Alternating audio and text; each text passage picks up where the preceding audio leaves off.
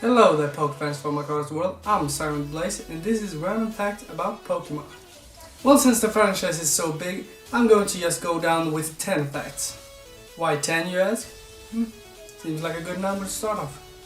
If you like this video, push the like button, subscribe to me and I would be very happy with that. Well, with that out of the way, let's get this video started. Number 1. Arcanine was originally meant to be a legendary Pokemon. Every Pokefan knows that Arcanine is the legendary Pokemon, but it's not legendary. In the beginning, Arcanine was supposed to be a trio together with Zapdos and Articuno, but later on they scrapped Arcanine and put Moltres instead. And then, don't get me wrong, I think that works pretty good. And calling it a legendary Pokemon, that just makes it much more awesome. Number 2. Poliwag is based on a real animal. You don't say, huh? Well, first of all the Pokemon they could have picked, this is what I go. When I first planning on making this video, I looked around and I found this on fact.net that Poliwag is based on a real animal.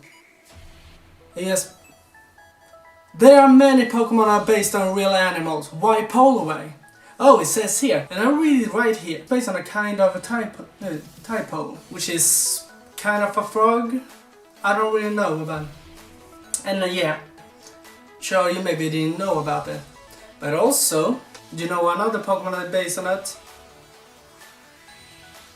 That's right. So why Poliwag? Of all the Pokemon you can pick, why Poliwag? Don't get me wrong, I have nothing against Poliwag. It's just so weird. Number 3. Pokemon is short for Pocket Monster. And I must say, it's not a bad fact. I think that is pretty understandable. First of all, I have never really felt that Pokemon is the short off of Pocket Monster. Instead, I think they should have shortened up for something else. If you take in the consoles of the Nintendo company, they are called first Nintendo products. For example, Nintendo Switch, or Nintendo Wii, Nintendo DS, and the list goes on. But I never heard people saying, oh, do you want to come and play on my Nintendo Wii? Maybe when I was younger, yes, but not now. Don't get me wrong, I both like the word Pokemon and Pocket Monster. There's nothing wrong with that. But my point is, I really think that they should have just shortened up and putting out with less letter than it is. That's it, everyone's happy, next fact. Number 4. Gold and Silver was supposed to be the last games. Yeah, they're right about that. Don't get me wrong here, but I don't really feel that Johto is its own generation. No, hear me out. I will always see Johto as more of expansion than an own region. And the reason why? Because it always will be together with Kanto. They are next to each other. For example, if you're playing Gen 2 or Gen 4 game with the Johto games, it will always be connected with Kanto. And that is why I think it's more of an expansion than a region. And I'm also so glad I made another generation, because otherwise I wouldn't have my boy here. Number 5. Ruby and Sapphire are the only games that show the player's father. And also Emerald, please don't forget that. Yeah, and I think that's a little strange it is there. The Pokemon games have hinted before that you're having a father who is on an adventure out in the world. You're sure that implying that the player have a father, but he's not around. Maybe he's working or something like that. Number 6. The original name for Vulpix was Firefox. Okay, I didn't know about that. And it also says here that when they made up the name, they thought, okay, we need to change it up, because otherwise it would be a lawsuit, and we don't want a lawsuit here. So decided it was Vulpix. I don't really know how and where it's come from. I don't know if this is a true fact or not, but if it is, it's pretty unique. And also, if you want your Vulpix to be named Firefox, just nickname it. Nobody cares about that. If it wasn't for the real Firefox, I would have nothing against the Vulpix being called the Firefox from the start. Sure, it won't be a unique name and would be just lazy, but it would be a little funny. If they allow that. Number 7. People are eating Pokemon. We have a breaking news here. It seems like you can eat your pets. No, but seriously, this has been pretty common for the Pokemon years. I mean, ever since you've seen the first episode of Pokemon. you always have thought, what kind of Pokemon is that? Because I don't think everyone is vegetarian or even vegan. Maybe some are. For example, you have Applin, who people say, oh, you can bake it. And in Gen 8, there is a very, very disturbing Kingler meal. What in the actually...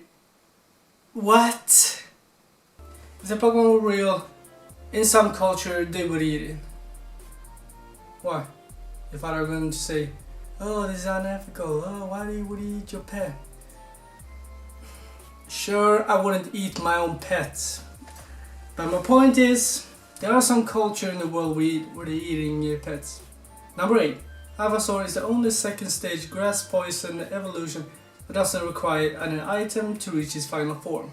It's very interesting to think about, because in the first generation you had 3 grass poison types that had 3 lines. Starter, the Oddish line, and Bellsprout line. Both Bellsprout and Oddish required an item for evolve, which is very strange, but also interesting.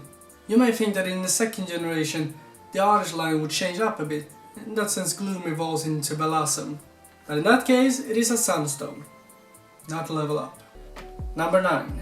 The Ghastly line is weak against Dark types. Okay, bear me up. There are 2 things about this. If you go into facts.net, Ghastly is spelled with an H. I don't think that I know what a Ghastly is, because it's a ball of gas. That's what the name is, Ghastly. The point about this fact is that Ghastly is poison type, and it's the only poison type who's weak against dark, and that's because it's a ghost type too. Number 10. Sword and Shield is the only game that you're not introduced by a Pokemon professor, and if you didn't know that, in Gen 8 it is Chairman Rose who has introduced you to the Pokemon world through a broadcast. It's kind of what Professor Oak is doing in Gen 1. Well, okay, in that case it's a TV show and not a broadcast, but you get the point. And there you have it, that's 10 random facts about Pokemon. Was it something you like or something I missed? Let me know down in the comments. I hope you all liked this video, because if you do, please like, comment, subscribe, and I hope to see you all next time.